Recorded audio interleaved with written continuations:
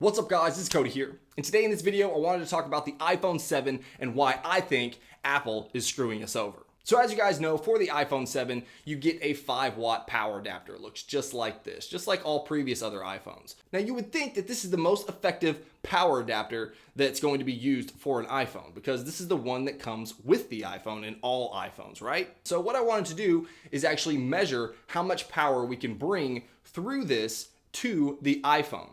And then we're going to change it up and try an iPad charger to see if we actually get more power from the iPad charger into our iPhone. So the way that I'm going to be doing that is I'm going to be using this USB multimeter that's going to give us basically just the voltage that's coming from the power adapter and into the iPhone. So it's going to measure that for us. Now you do have to understand that all devices have a limitation of how much power can actually come into the iPhone or into that device at any given time. So for instance, if you have a device that can only accept like 3 watts of power at a time and you somehow bypass that threshold and give it 20 watts or 50 watts or 100 watts at a time, then it's going to screw up that device and it's going to burn out the battery and make that device not work anymore. So with the iPhone and the 5-watt power adapter, we should see that it's only going to accept 5 watts. So that's what we want to do in this video and see if Apple's actually giving us the power adapter that's going to charge our device the fastest. So let's go ahead and jump right in. So looking at this device, really all that you need to know is this is a 5.1 volt. You also have the power, which is what we're going to be measuring, how much power is coming from the power adapter and going into the iPhone once it's actually plugged in. And then right down here is just a cumulative, so how much power have we gotten from the power adapter into the iPhone without unplugging this. So let's go ahead and plug in the cable here. And here we have the iPhone 7. So we're just going to plug this guy in and then check the power. So you can see we're charging the iPhone 7 right now at 4.828 watts. So that's pretty much exactly what we would assume we were going to get from a 5-watt power adapter. So now let's charge it with the iPad charger. So this is actually a 12-watt.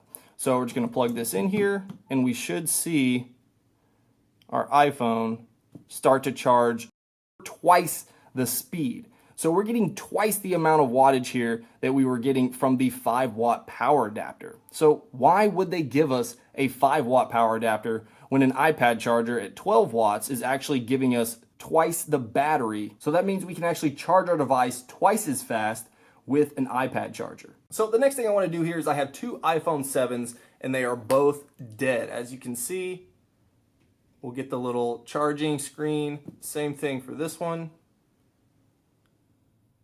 Another charging screen. So what I'm going to do is I'm actually going to take both of these devices and I'm going to plug one of them into the iPad charger and another one into the 5-watt power adapter. And we're going to actually see how fast each of them charge up to 100%. So first we're going to start with the 12-watt iPad charger. You'll see that the wattage actually will gradually go down the closer that we get to 100% on the device.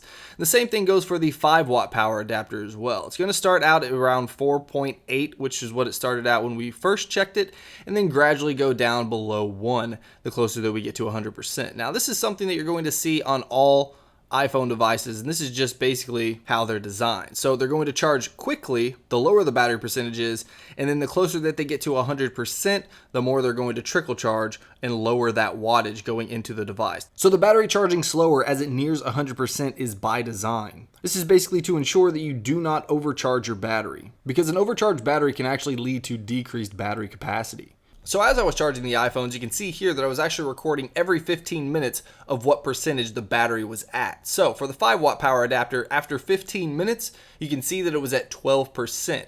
Now the same thing for the 12-watt adapter, you can see that it was at 23%. So almost twice as fast. Actually, it was 92% faster. So as we continue to go down and the longer that we charge the devices, you can see that the percentage faster is actually gradually deteriorating. So you see at 45 minutes, we're at 38% and we're at 62% with the 12 watt. So it's 63% faster. So overall, the 12-watt adapter actually charged to 100% at 2 hours. It was like right after 2 hours. And for the 5-watt, it actually took 2 hours and 25 minutes. So total, it took about 21% longer in order to charge the iPhone on the 5-watt power adapter. So you may be saying to yourself, well, 21% isn't really all that much. Well, first of all, it is. I mean, when you think about it as something that you do every single day of your life is charge your phone, 21% every single day is quite a bit of time. Not to mention if you think about it like this. So you don't have 2 hours, you don't have 2.5 hours to actually charge your device up to 100%. You have 15 minutes. So if you charge it with a 5-watt power adapter and your device is really low, do you want to get 12% in that 15 minutes before you have to head out to work, or you have to go out for, Friday night, you're going to go hang out with your friends? Or do you want to charge it for 15 minutes and get 23% and actually have the possibility of having battery life that entire night? Some people don't have to worry about this type of stuff because they charge their device every single night, and that's something that I try to do, but there are definitely times when I forget to do that. Or at the same time, you're on a device a whole lot that day and your battery percentage is really low and you don't necessarily have the time to sit around and charge your device for so long. So if the iPhone 7 can actually accept twice the amount of power that we're getting from the 5-watt power adapter, then why doesn't Apple actually give us something that will essentially make our device charge much, much faster?